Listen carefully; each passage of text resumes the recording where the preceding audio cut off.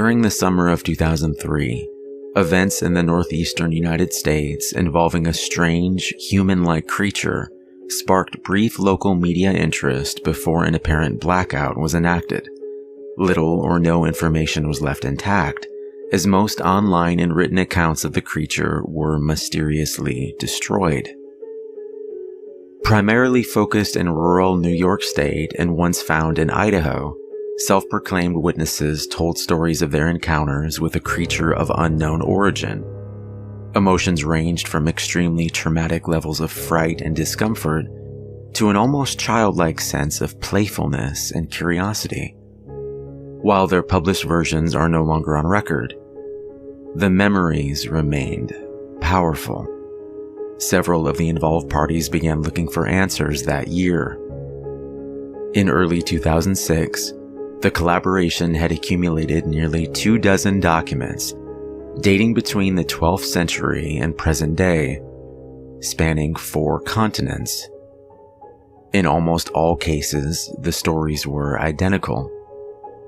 I've been in contact with a member of this group and was able to get some excerpts from their upcoming book. A suicide note, 1964.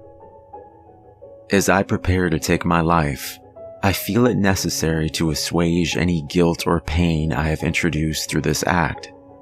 It is not the fault of anyone other than him. For once I awoke and felt his presence, and once I awoke and saw his form, and looked into his eyes. I cannot sleep without fear of what I might next awake to experience. I cannot ever wake. Goodbye. Found in the same wooden box were 2 empty envelopes addressed to William and Rose, and 1 loose personal letter with no envelope. Dearest Linny, I have prayed for you. He spoke your name. A journal entry, translated from Spanish, 1880. I have experienced the greatest terror. I see his eyes when I close mine. They are hollow, black. They saw me and pierced me. His wet hand. I will not sleep. A mariner's log, 1691. He came to me in my sleep. From the foot of my bed I felt a sensation. He took everything. We must return to England. We shall not return here again at the request of the Rake. From a witness, 2006. 3 years ago, I had just returned from a trip to Niagara Falls with my family for the 4th of July. We were all very exhausted after a long day of driving, so my husband and I put the kids right to bed and called it a night. At about 4 a.m., I woke up thinking my husband had gotten up to use the restroom. I used the moment to steal back the sheets, only to wake him in the process. I apologized and told him I thought he got out of bed. When he turned to face me, he gasped and pulled his feet up from the end of the bed so quickly his knee almost knocked me out. He then grabbed me and said nothing. After adjusting to the dark for a half second, I was able to see what caused the strange reaction. At the foot of the bed, sitting and facing away from us, there was what appeared to be a naked man, or a large hairless dog of some sort. Its body position was disturbing and unnatural, as if it had been hit by a car or something. For some reason, I was not instantly frightened by it, but more concerned as to its condition. At this point, I was somewhat under the assumption that we were supposed to help him. My husband was peering over his arm and knee, tucked in the fetal position, occasionally glancing at me before returning to the creature. In a flurry of motion, the creature scrambled around the side of the bed, and then crawled quickly in a flailing sort of way, right along the bed until it was less than a foot from my husband's face. The creature was completely silent for maybe 30 seconds, or maybe it was just 4 or 5. It seemed like a long time, just looking at my husband. The creature then placed its hand on his knee and ran into the hallway leading to the kids' rooms.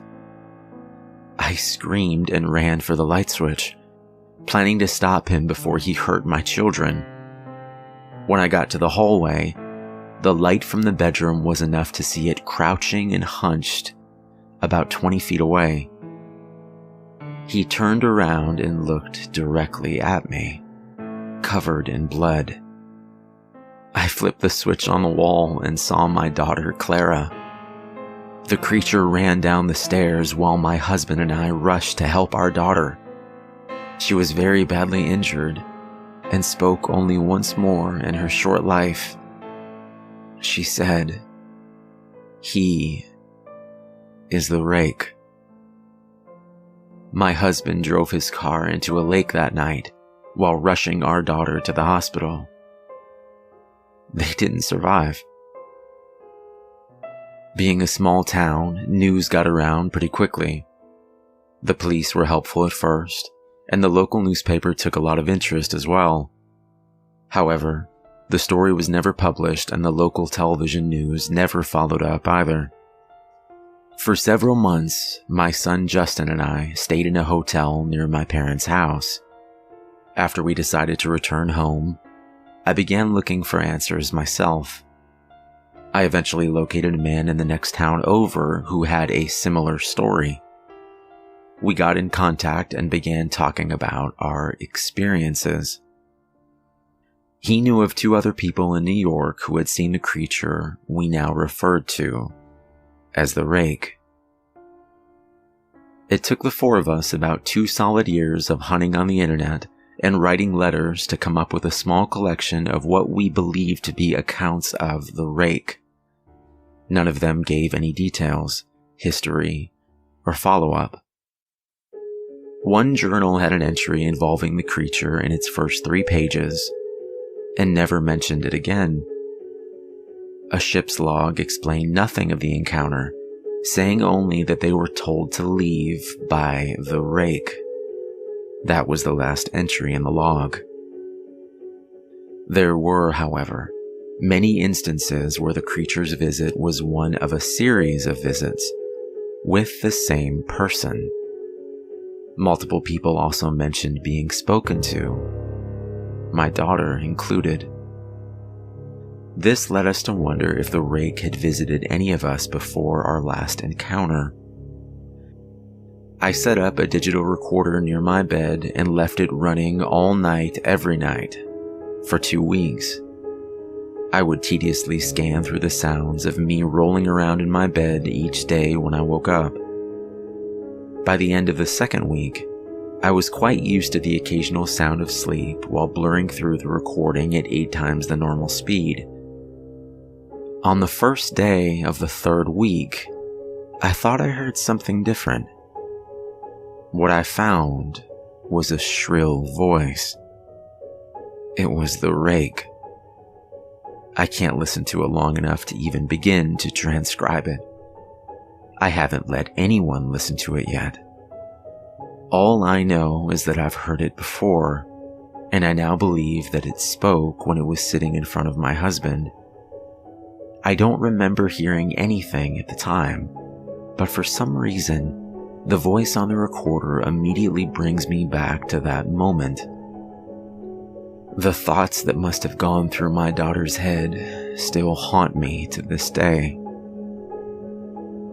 I have not seen the Rake since he has ruined my life, but I know that he has been with me in my room while I slept. I know and I fear that one night I'll wake up and I'll see him staring right back.